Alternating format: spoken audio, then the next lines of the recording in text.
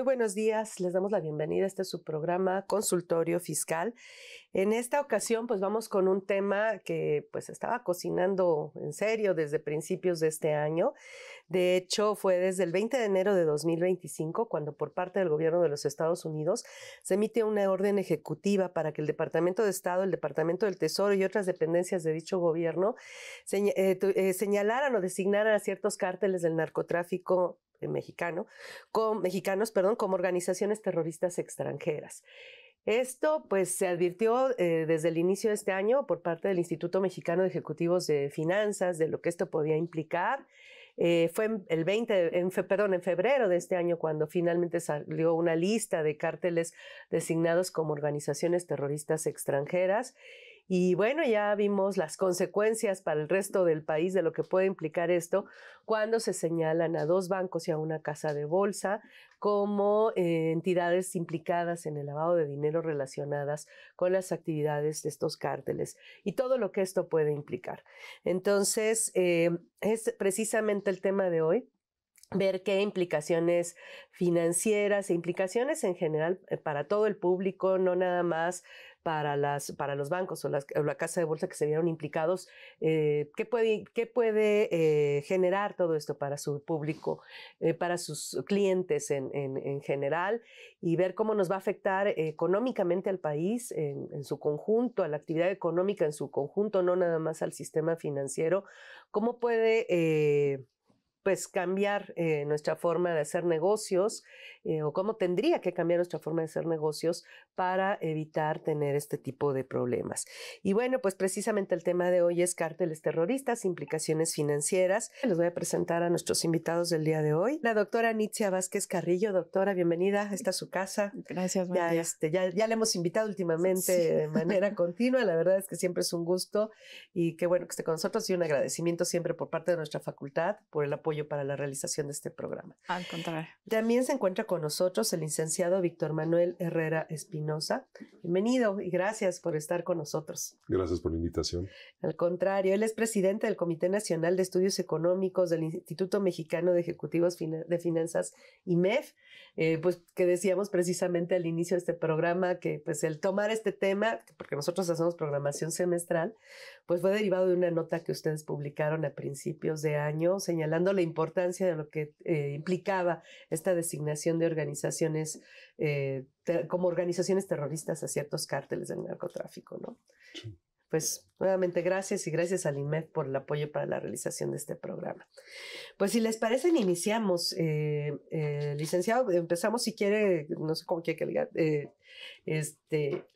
empezamos con la publicación de enero. ¿Qué implicó? ¿Por qué empezamos con enero con esto? El 20 de enero, como bien apuntaste al principio, se firmó la orden ejecutiva para designar a ciertos cárteles como organizaciones terroristas. No se había nombrado en ese momento porque hay un proceso legislativo que se tiene y administrativo que se tiene que seguir en Estados Unidos. Pero a la hora de que se firmó la orden, algunos de nosotros que formamos parte del IMEF hemos tenido la experiencia de trabajar en otras latitudes y estar expuestos a esta clase de regulaciones que son muy estrictas y las sanciones son muy fuertes. Y pueden acabar con negocios, ¿no?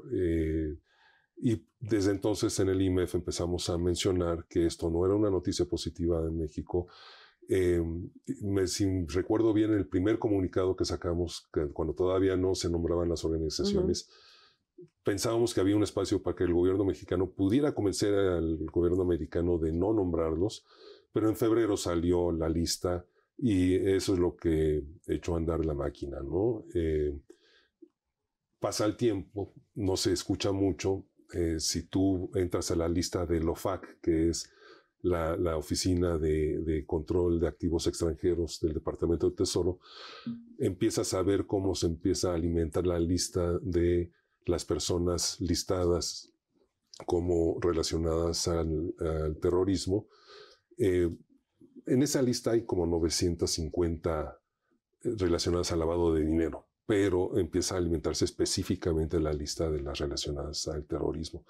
Y esa es una lista que vamos a tener que estar viendo constantemente en México, todos los negocios, para verificar que no tenemos a una parte relacionada a nuestro negocio listada ahí, porque si no, sí pudiéramos ser sancionados desde allá. ¿Esta lista dónde la consultamos? En el sitio de la OFAC. ¿LOFAC? OFAC.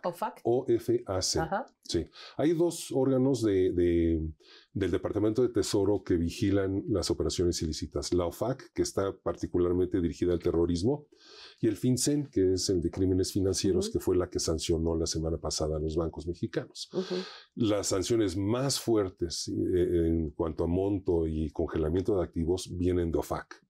Y ahí está específicamente ya listada todas las entidades y personas que están ligadas a organizaciones terroristas. Entonces es una lista que tenemos que estar consultando, sobre todo quien tiene, bueno, en general, porque puede ser cualquier empresa, aunque sean operaciones aquí en territorio nacional, con esas empresas, pues vamos a tener problemas, ¿no? Definitivamente, y empresas que tú y yo podemos estar utilizando todos los días, como una empresa telefónica, puede estar alimentando financieramente a uno de estos grupos criminales sin darse cuenta, porque no tiene los filtros indicados para poderlos alertar de esto. Pues eso suena muy, muy grave. Entonces, en enero emiten la orden ejecutiva, en febrero hacen la lista, creo que fueron 6 cárteles inicialmente, y fue en junio cuando ya se van sobre 2 bancos y una casa de bolsa en particular. Pero eso no significa que sean los únicos que se vean afectados por esta designación, ¿no? No, y tenemos que ponernos a pensar, ya habíamos comentado antes del programa, que el Departamento de Homeland Security, de Seguridad Doméstica de Estados Unidos, calcula que cada año se transfieren $30,000 millones de procedencia ilícita de Estados Unidos a México por distintas vías.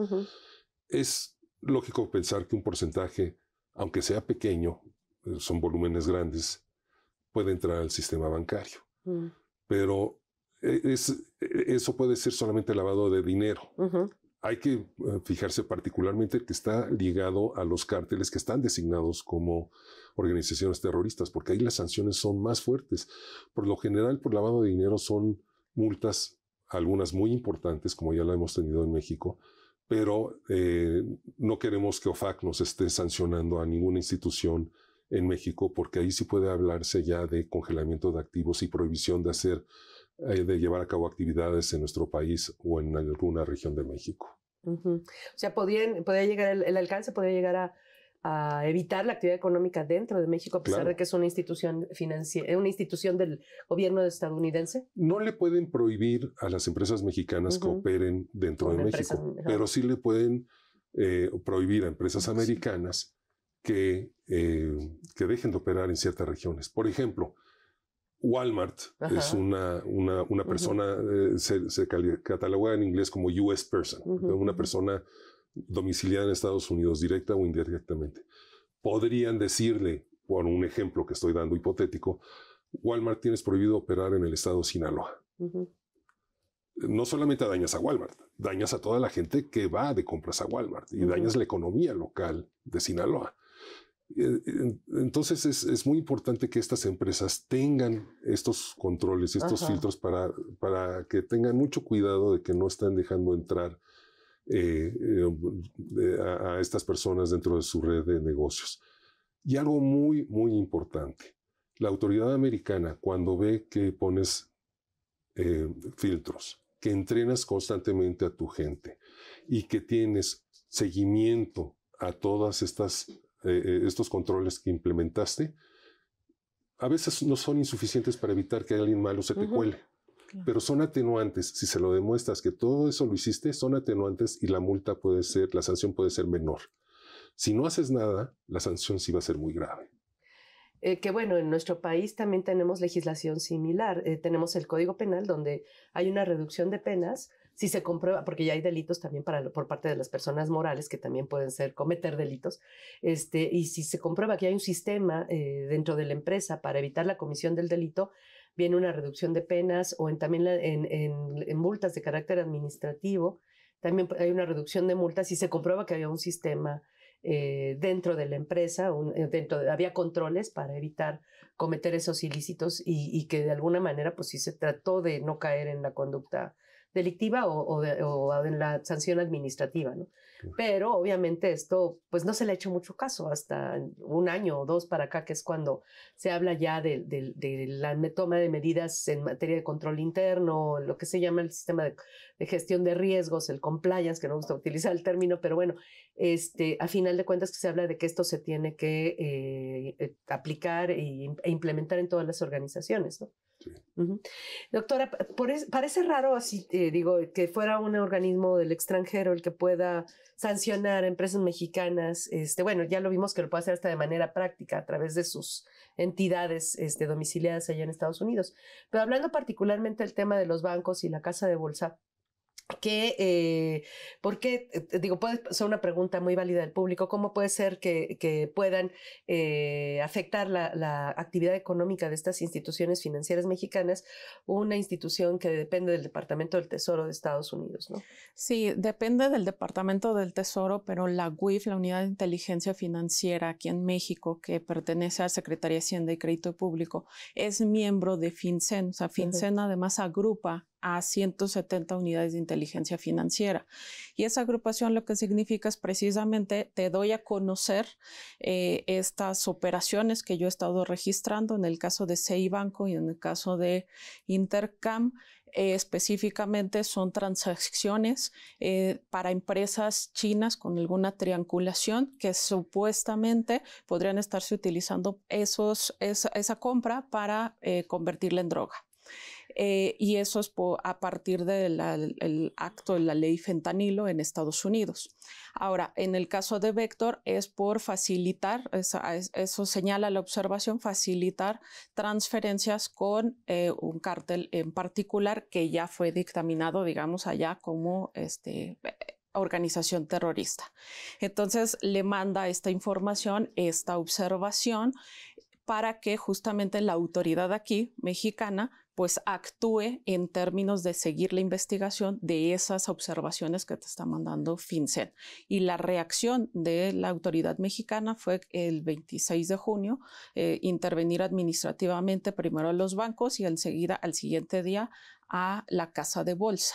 Esa investigación puede derivar, como ya lo comentó Mauricio, en simplemente multas, porque efectivamente tienes tu sistema de control interno. Además, ese compliance en los bancos está también ligado a los acuerdos de Basilea emitidos por el BIS.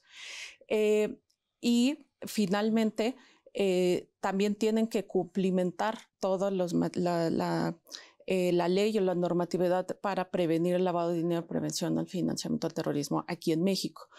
Si se da así, puede ser solo multa, como en el caso de HSBC, o puede llevar a retirarles la autorización. Eso simplemente ahorita la intervención implica que su consejo de administración ya no es de ellos, sino que lo está llevando la Comisión Nacional Bancaria de Valores a partir de designar a un representante, un interventor, así es. O sea, hasta ahorita los bancos y la casa de bolsa siguen funcionando aparentemente de manera normal, pero ya no controlados por el Consejo de Administración. Así es, y pues obviamente sí han tenido afectaciones, pues se les ha retirado de manera principal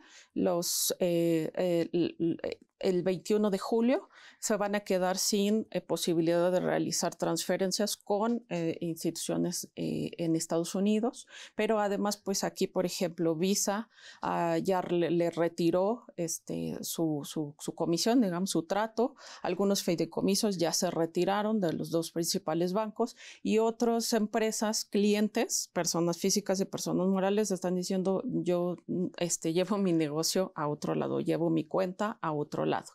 Y eso fundamentalmente responde ahorita, en ese momento, pues al riesgo reputacional, porque claro, si te están ligando a posible el lavado de dinero o a posibles cárteles, organizaciones terroristas, pues yo tengo que también ver si mi negocio sigue ahí o me lo llevo a otra parte. Pues eso es muy difícil, ¿no? Para estas instituciones del sistema financiero, porque el negocio se les acaba pues prácticamente pues casi de un día para otro, ¿no? En menos de un mes puede ser que estas empresas se vengan para abajo y aun cuando les quitaran el marcaje y las liberaran, va a ser muy difícil que retomen el rumbo económico que llevaban, ¿no? En el caso de Intercam y de CI Banco, al igual que otras instituciones que tenemos en México, cuando menos 2/3 partes de su ingreso vienen de cambios. Ya no pueden operar cambios. Entonces, la mayoría de sus ingresos ya se acabó. Y ahora están perdiendo el negocio fiduciario. Sí. Es muy difícil que estas empresas puedan sobrevivir en el mediano plazo. Ahora es respecto a operaciones pasadas. Sí. Digamos, la designación por parte del gobierno estadounidense respecto a las organizaciones, a los cárteles, que se considera como terroristas, la saca en febrero de 2025. Pero estas operaciones no se dieron una vez que ya hubo la advertencia, la designación. En este caso, ¿qué pueden hacer las instituciones? Sí, obviamente tienen controles y demás, pero si se les fueron algunas o muchas operaciones con empresas que posteriormente pasan este tipo de listas negras, ¿qué pueden hacer en este caso, no? Usualmente, partamos primero, muchas de estas operaciones, sobre todo las grandes, vinieron por empleados corruptos dentro de las instituciones que los filtros no recogieron esas operaciones a tiempo. Algunas de estas operaciones datan de 2012, 2013.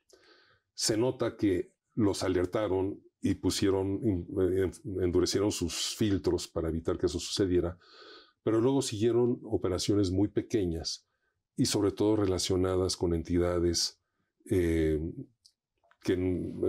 pudieran estar relacionadas con el tráfico de precursores del fentanilo que vienen de China. Esos filtros no se aplicaron a tiempo.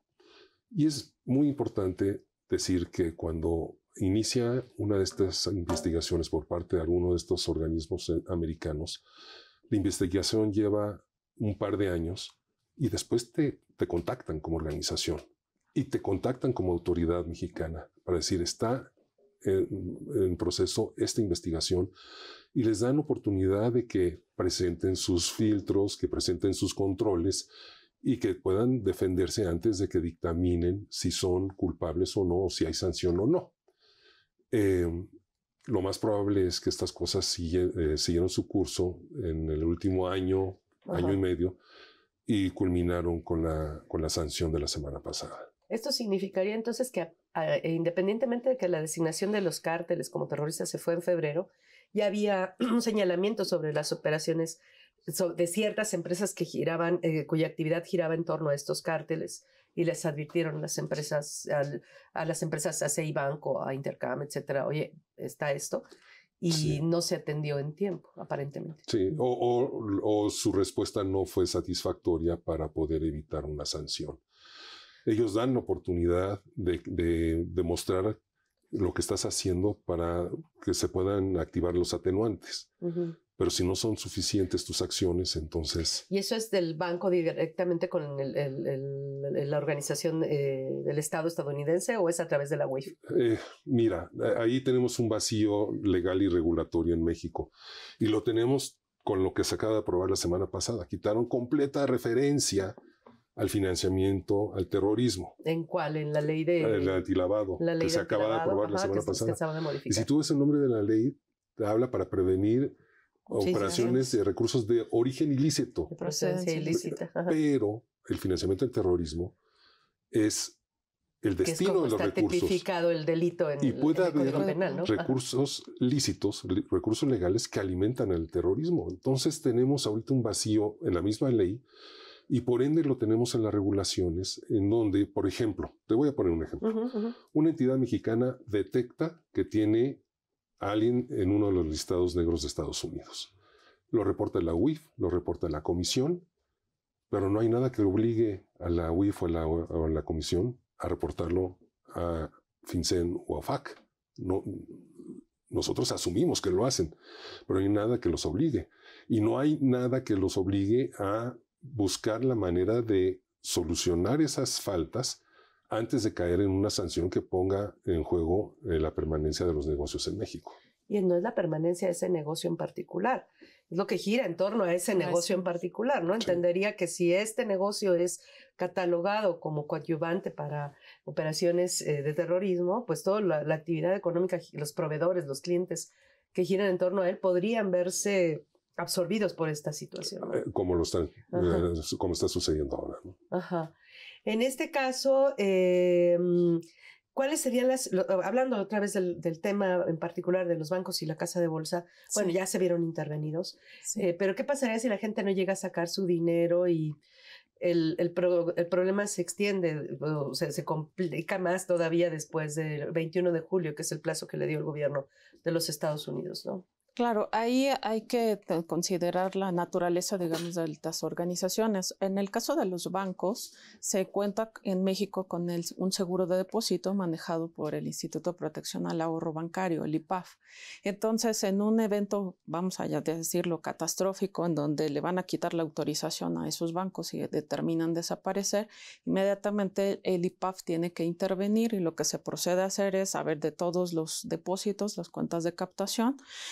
A cada cliente tiene una protección de hasta 400,000 UDIs, que son más de 3 millones de pesos actualmente, a la fecha del valor de la UDI, donde se determina la liquidación del banco y se procede al pago de los recursos a cada uno de ellos. Si yo soy depositante, si tengo ahí mis recursos como persona física, como persona moral, pues lo conveniente siempre es pensar que en la diversificación y no tener más allá del monto del seguro de depósito para que no me vea afectado por esta circunstancia que, digamos, ya tiene algún anuncio o por algún otro evento en algún otro banco.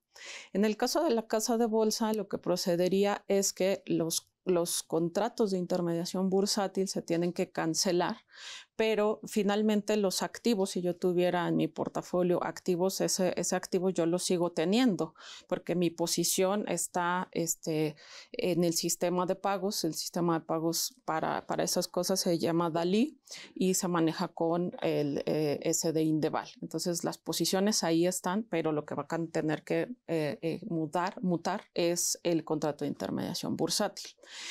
Ahí no hay seguro de depósito. Entonces, pues sí, se podría pensar, tanto personas físicas como personas morales, bueno, pues llevarme mi portafolio a otro lado, a otro intermediario bursátil. Sin embargo, con eso no quiero decir ni lo quiero aconsejar en este momento, ya vayan y saquen sus portafolios de Vector, ¿no? No estamos en ese momento, pero podrían hacer alguna planeación y considerando que son uno cuentas bancarias y en otro la respectiva intermediación bursátil.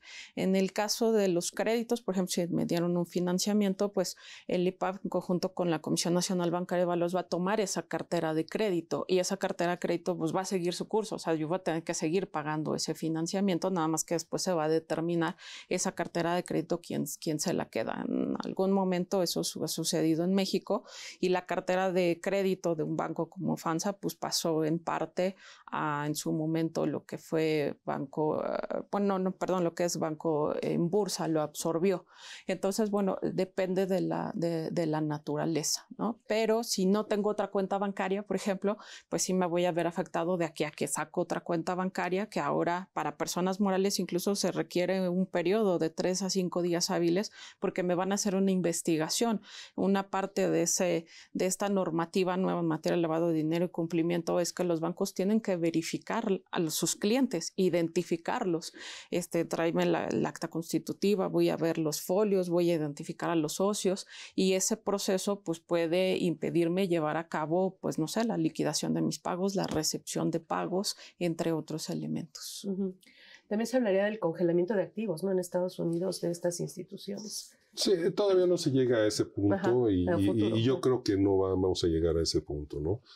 El tema ahora va a ser, y qué bueno que tocaste el tema de Banco FAMSA, porque aun cuando tienes protección por estos 3.4 millones de pesos, hay gente que deposita cantidades mayores. Esos sí están en una situación difícil en este momento, porque en el caso de FAMSA hubo gente que tenía 20, 30, 40 millones de pesos y nada más le pagaron 3.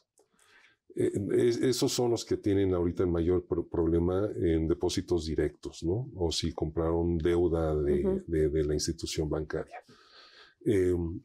Y yo creo que esos depositantes van a tener que hablarle a un abogado para ver cómo pueden recuperar algo más allá de ese monto, ¿no? Es un tema difícil porque ya hoy se están poniendo las soluciones para poder evitar un deterioro adicional que pueda llevarnos a un congelamiento de activos, pero esto sigue siendo muy dinámico, no porque sucedió con 3 instituciones, el resto del sistema bancario está exento de esto. Tienen que implementarse estos controles, sobre todo en los bancos medianos y pequeños, que no están acostumbrados a trabajar con este tipo de entidades en otras jurisdicciones. Porque si tú haces una transferencia bancaria a Estados Unidos, pues ya estás tocando el sistema financiero americano y ya te pueden sancionar. En el caso, por ejemplo, uno muy sonado de una cementera que trabajó en Siria, los agarraron porque utilizó el servidor de correo electrónico que estaba domiciliado en Estados Unidos. Entonces, es imposible desconectarse de una economía globalizada en este momento y por eso tenemos que trabajar para tener estos filtros y controles a la altura de lo que se espera ya. Entonces, estamos hablando ahorita pues del lavado de dinero, en particular del sistema financiero, pero esto va más allá del lavado de dinero. Obviamente sí es importante. Ya mencionaste, por ejemplo, el tema de la reciente reforma a la ley antilavado, pero se quedó corta en este sentido. Y es que casi se dio al mismo tiempo la reforma que la designación de los bancos como empresas que habían apoyado el lavado de dinero de estos cárteles. En este sentido también se creó la dirección especializada en operaciones delictivas dependiente de la UIF, ¿no? en Hacienda. Digo, no sé realmente cuál sea la función o cuál sea el motivo de la creación de esta, o si ya les está preocupando y ya están por lo menos separando esa actividad para dentro de la misma Hacienda que sea otra dependencia a la que lo lleve directamente, y probablemente vayan a hacer una legislación a modo para estos temas del terrorismo, y por eso pudieran haber separado lo del lavado de dinero. No hay señales de eso, no hay información. Digo, estamos especulando simplemente, pero no se ve que esto vaya a ser así, o no se ha hablado, no se ha mencionado para nada de esto, ¿no? El dictamen que se presentó para la ley que se aprobó la semana pasada sí contemplaba muchos de estos factores, pero en el momento de la votación, una senadora retiró toda la referencia al terrorismo. ¿Por qué? No sabemos. Decía que ya era redundante, pero no es redundante porque el financiamiento del terrorismo implica filtros al destino, ¿sí? Porque pueden ser de origen legal los recursos. Y hay un vacío de parte de la ley, y espero que las leyes secundarias cubran ese vacío y las reglas a las instituciones bancarias y al resto de las empresas puedan implementarse para incluirlo. O sea, si se eliminó, por lo menos esperaríamos que hubiera una legislación específica o complementaria en este sentido que atendiera el tema específico del terrorismo por todas las implicaciones económicas que puede tener esto, ¿no? Pues estábamos muy ocupados, muy atentos a los aranceles, estábamos muy atentos al tema de la migración, que bueno, no deja de ser importantes ambos temas, pero de repente nos sorprendieron con este asunto, y realmente venía también muy fuerte y apenas nos estamos enterando que esto está ocurriendo, ¿no? En este caso.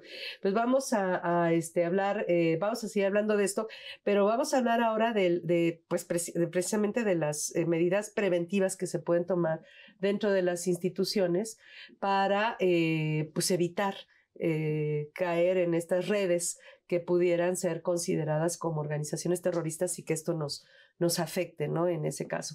Pero vamos a una pausa en este momento y después de la misma continuamos.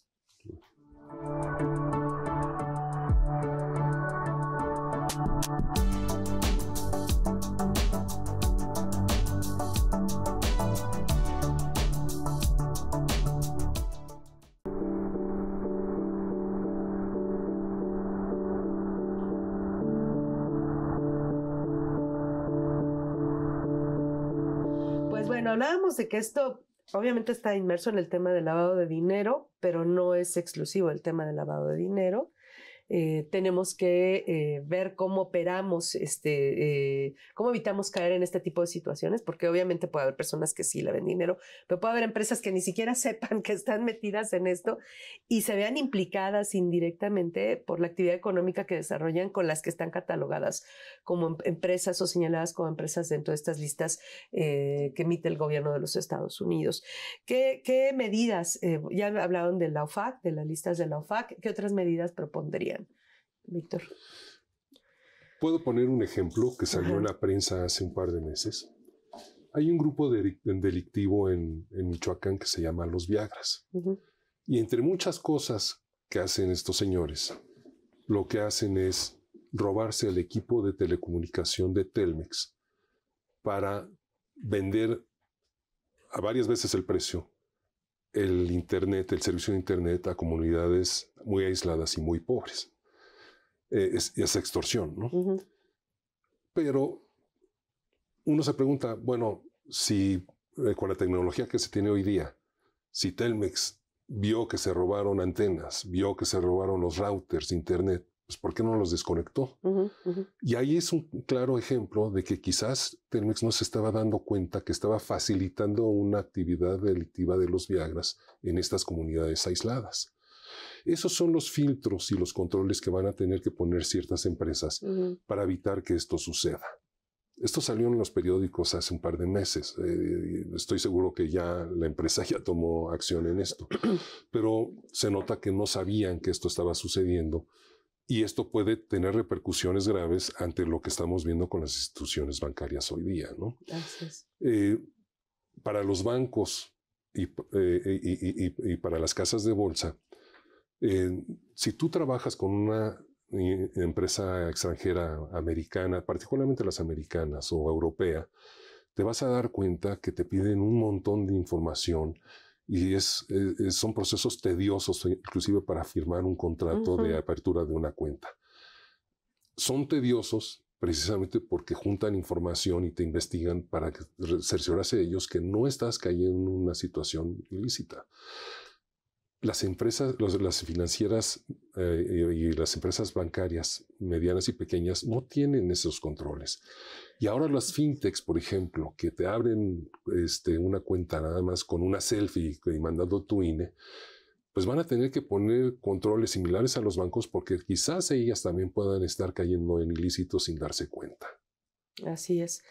No sé si quieres agregar algo en este tema. Sí, yo creo que hay que verlo desde varios puntos de vista, por ejemplo, clientes, proveedores y qué servicios podemos contratar.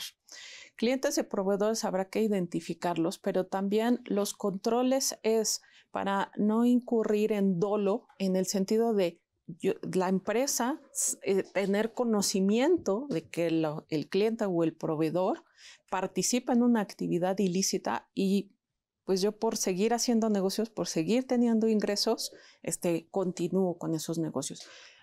Tendré que tener controles en la medida de poder identificar esos clientes, ver su actividad, ver la procedencia de sus recursos, lo mismo con consejeros, etc. Y en el caso que bien mencionan de las empresas pequeñas y medianas, que esos controles pueden llegar a ser costosos, pero sí pueden tomar medidas en términos de, por ejemplo, los socios, en términos de documentar procesos, documentar quién es esa clientela, porque yo no puedo tener conocimiento de todo lo que hace mi resto de clientes y proveedores, pero sí puedo documentar lo que estoy haciendo con ellos y en qué medida eso me va a servir de protección.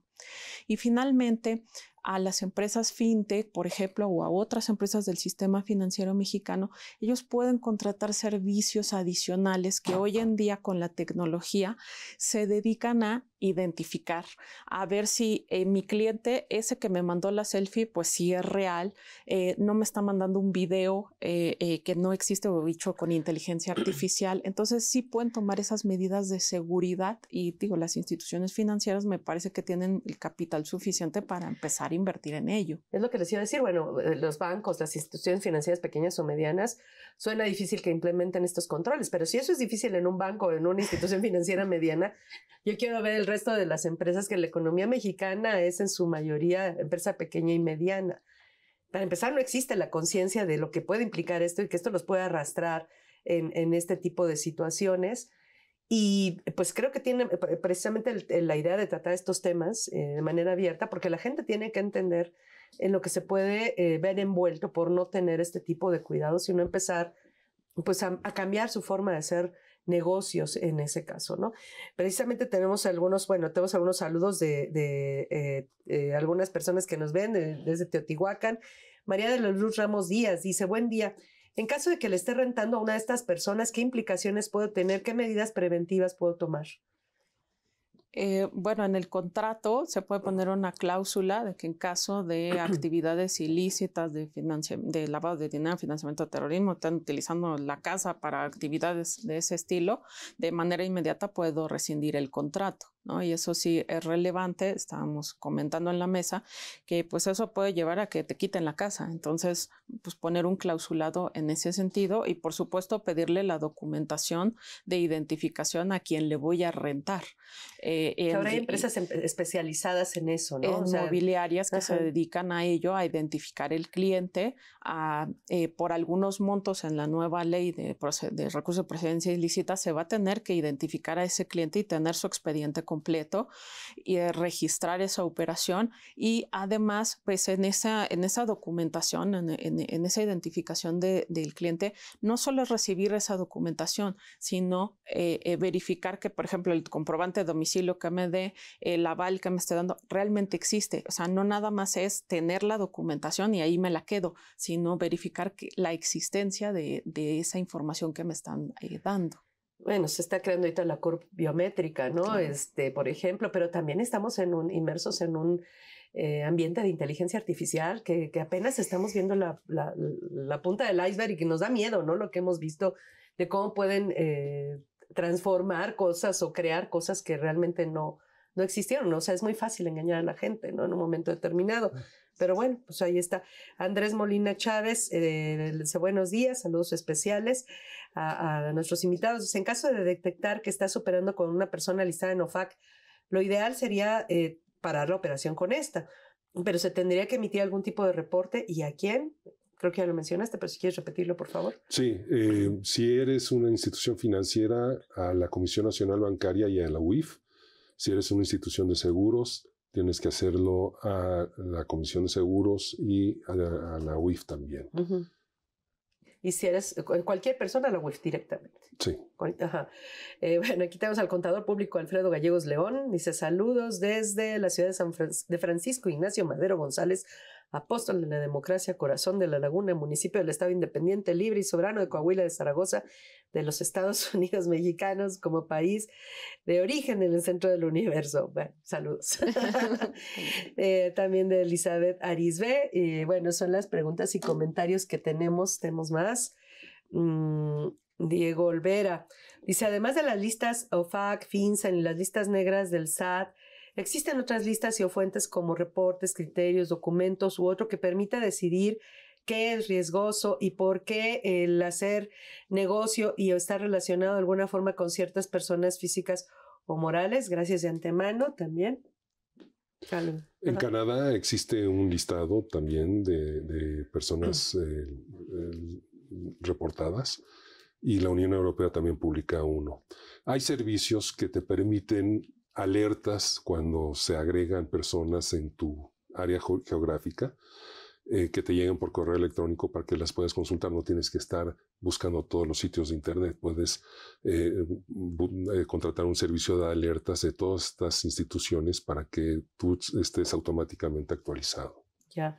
Saludos también de Verónica Fernández y pues son creo que las preguntas y comentarios que tenemos hasta ahorita, ¿no? Bueno, entonces hablábamos de todas estas medidas preventivas que hay que, y bueno, estas listas y controles que hay que implementar. Hablábamos del compliance, que pues es establecer estos tipos de sistemas de controles dentro de las empresas, desde la más pequeña hasta la más grande, con operaciones más sofisticadas en ese sentido.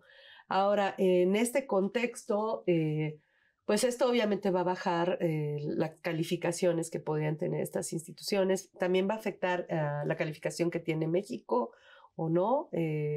¿Cómo afectaría esto la negociación con el TEMEC, la inversión extranjera directa? ¿Qué puede pasar en este sentido? En el caso de las instituciones bancarias que fueron afectadas, no afecta la calificación de México. Sí va a tener una repercusión en la discusión del Tratado de Libre Comercio, porque se tiene que tener un sistema legal y regulatorio acorde a las necesidades de nuestro principal mercado, de mercancías y de transacciones financieras para que pueda haber esta seguridad de las empresas extranjeras y mexicanas que operan en el ecosistema del Tratado de Libre Comercio. Si lo que pudiera afectar la calificación soberana son básicamente dos cosas hoy día. El que no se pueda corregir el déficit fiscal tan profundo que tenemos, que básicamente nos fuimos al doble de lo que es razonable en niveles internacionales, y que ya el gobierno está trabajando en ello, pero no lo está haciendo con la velocidad que esperan las calificadoras, pueden bajarle la calificación por eso.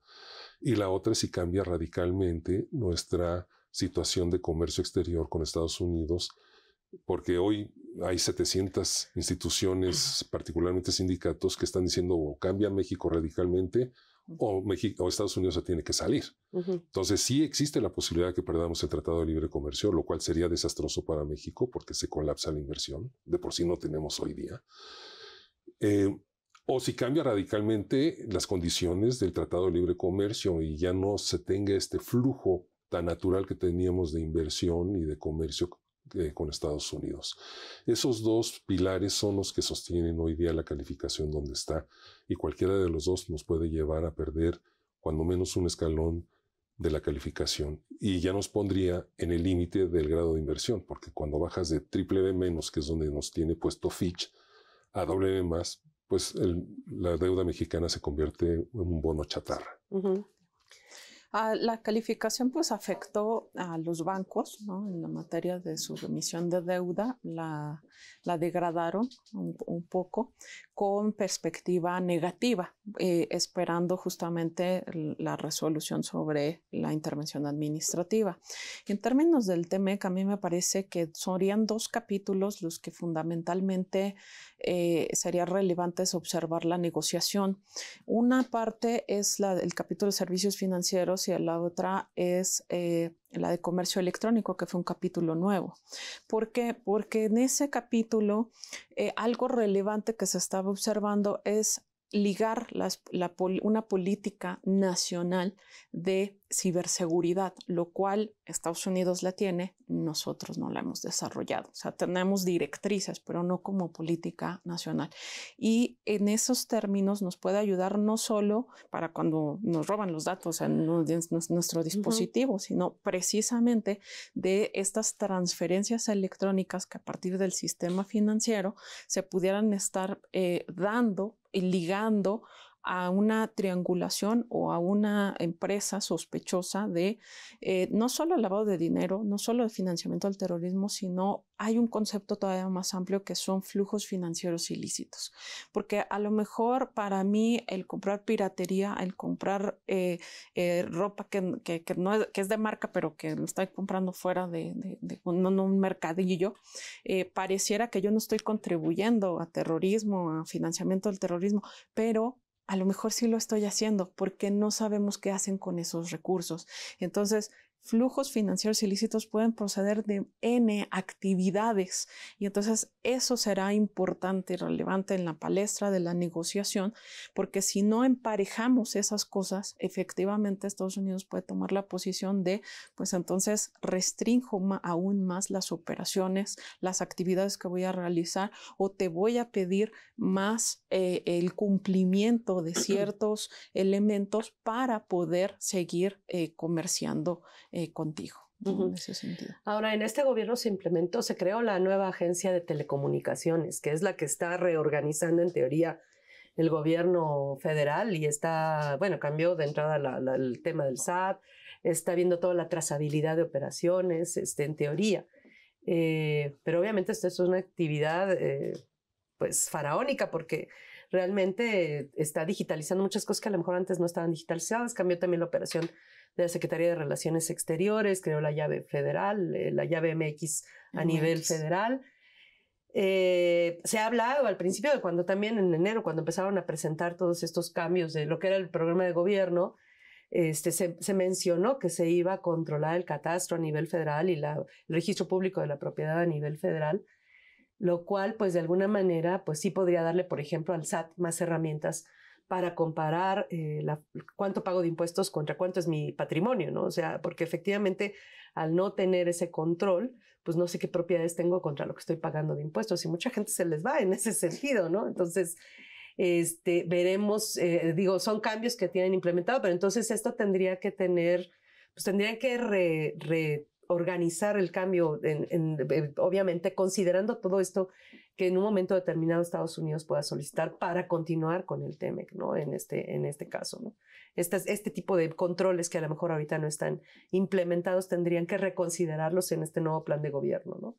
En materia de telecomunicaciones. Sí, sobre todo la digitalización de mucha documentación, registro civil que también está retrasado. También creo que venían por el control a nivel federal del registro civil. Ajá. Así es. Entonces, me parece que la digitalización a la par de una simplificación administrativa de trámites, eso es lo que permitiría dar mayor seguimiento y fortalecer a la autoridad para encontrar esas vertientes por las cuales los flujos ilícitos se están colando, ¿no? Me parece. Ahora, esto implicaría que la gente estuviera también más, aparte de más controlada por todos estos controles a nivel federal que estamos mencionando, que estuviera también más familiarizada con dentro más del sistema financiero, que fuera más formal la economía, porque también el problema que hemos tenido es la informalidad y que la economía estuviera más bancarizada en ese sentido, obviamente con mayores controles, no nada más como dicen, pues te tomo una foto y ya estás dentro del sistema financiero en ese caso, ¿no? Que de alguna manera todas las operaciones se fiscalizaran más fácilmente porque se llevaran a través del sistema financiero en un momento determinado, ¿no? ¿Qué tanto ha crecido la bancarización en México en este caso, en estos últimos años? No a la velocidad que se necesita. Sí ha habido avances, sobre todo por las empresas tecnológicas que ofrecen servicios financieros, pero el mayor obstáculo que tenemos en México es que la mitad de la población está en economía informal. Ajá. Y es una economía básicamente del uso de efectivo. Y eso favorece el lavado de dinero para empezar, ¿no? Y no paga impuestos. Así es. Y eso te explica por qué la recaudación de impuestos en México es tan baja, no solamente comparada con la OECD, sino también con otros países latinoamericanos como Brasil o Argentina. Es un gran reto, es muy difícil poder incorporar a esta gran cantidad de personas a la economía formal, pero es un esfuerzo que tiene que hacer el gobierno para poderlo hacer. Y nosotros también como ciudadanos, porque hay mucha polémica ahora con esta digitalización de la identidad, también tenemos que trabajar nosotros y cooperar en buscar una herramienta tecnológica que ayude a evitar el robo de identidad. Hoy día hasta las credenciales del INE se pueden comprar en listados que han sido robados. Y todo el mundo dependemos de nuestra credencial del INE, ¿no? Y tenemos que tener conciencia de lo que es la protección de nuestra identidad, ¿no? Sí, y ahora ya me acabo de dar cuenta que hasta la tarjeta del INAPAM ya es la segunda identificación de preferencia por las instituciones bancarias por la cantidad de documentos que te piden y en la foto. O sea, ya tenemos documentos biométricos que en ciertas credenciales que utilizamos todos los días. Y yo creo que tenemos que tener confianza de que estas herramientas se van a utilizar adecuadamente por parte de las entidades gubernamentales y que nos pueden ayudar a protegernos de operaciones ilícitas. Así es. En materia de inclusión como tal, los datos de 2012, que fue la primera encuesta de inclusión. Es un libro sobre inclusión financiera. Inclusión financiera, así es.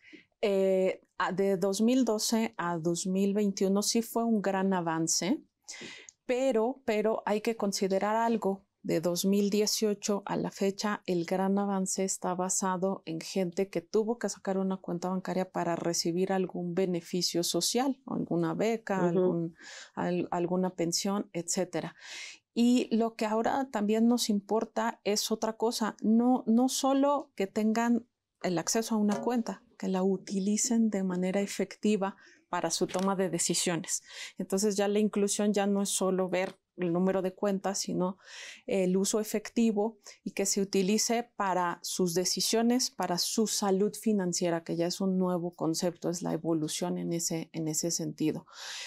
Me parece entonces que la inclusión financiera en este sentido tiene que ligarse a formar a la gente de cómo le puede ayudar y cómo la formalidad también nos puede dar beneficios. La formalidad no es solo pagar impuestos, la formalidad es que puedo tener deducciones, la formalidad es que le puedo dar prestaciones a los trabajadores, la formalidad es que puedo firmar contratos con el gobierno federal.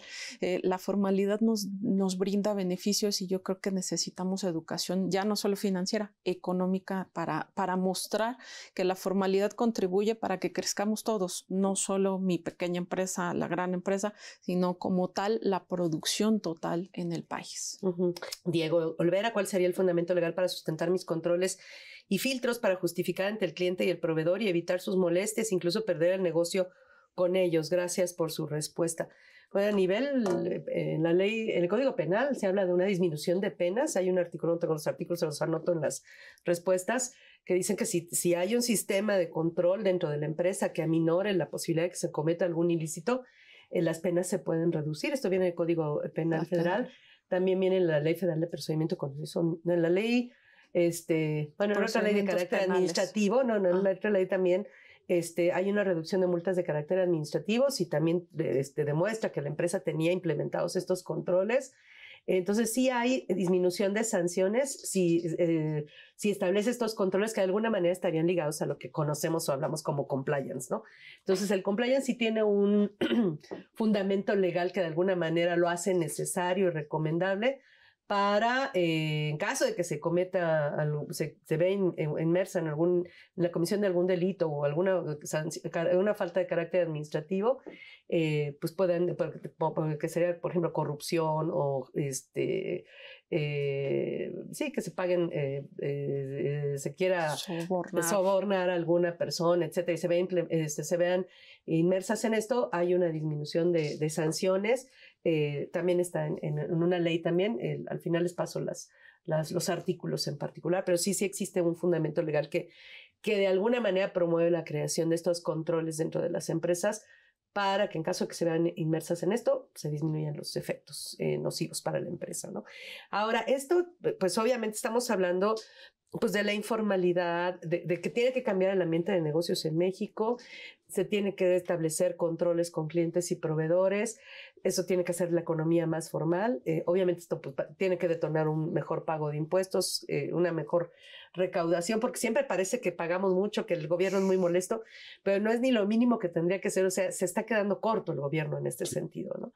Y sí, de hecho, creo que la recaudación en la OCDE, la más alta es Italia, es el 30 casi 40%, y nosotros estamos exactamente a la mitad, y hemos subido, ¿no? En porcentaje, como porcentaje del Producto Interno Bruto. Pero esto, pues obviamente, independientemente de la negociación del tema, que es un tema absolutamente relevante, porque el 80% de lo que exportamos se va a Estados Unidos, pues también tiene que ver con la atracción de inversiones a México. ¿Qué tanto puede afectar que las empresas a nivel mundial quieran invertir o no en México con este tipo de situaciones que, bueno, están señaladas por el gobierno de Estados Unidos, ¿no? Nos complica la situación porque si vemos el año pasado, cuando empezaron a pasar las reformas constitucionales, particularmente para la reforma judicial y para la desaparición de los reguladores de los organismos autónomos, empezó a caer la inversión extranjera directa y la doméstica. Y acabamos 2024 con un nivel muy, muy bajo. Desde 2006 no se veía de inversión extranjera directa nueva. Y para no confundir mucho a la gente, hay 3 componentes dentro de la inversión extranjera directa. Las nuevas inversiones, la reinversión de utilidades y las cuentas intercompañía. Lo que es flujo de efectivo, lo que cuenta como dinero que ingresa a México, son las nuevas inversiones y las cuentas intercompañía, porque la reinversión de utilidades está en el capital de las empresas, ¿sí? Está como utilidades retenidas, eso no tiene control el gobierno ni nadie de eso, solamente las empresas. La inversión extranjera directa nueva y las cuentas intercompañía en 2024 fueron las más bajas desde 2006 y ha mejorado ligeramente en este año, pero no se ve que pueda llegar a los flujos tradicionales de 10, 15 mil millones de dólares que teníamos hace unos 5 años. Perfecto.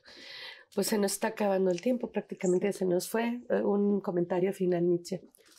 Pues simplemente que consideren que en materia de cumplimiento las empresas no solo deben de considerar la normativa, sino pueden ellos imponer una política o un manual interno donde ellos definen las directrices y lo que van a solicitar para ello. Perfecto. Víctor, un comentario muy rápido.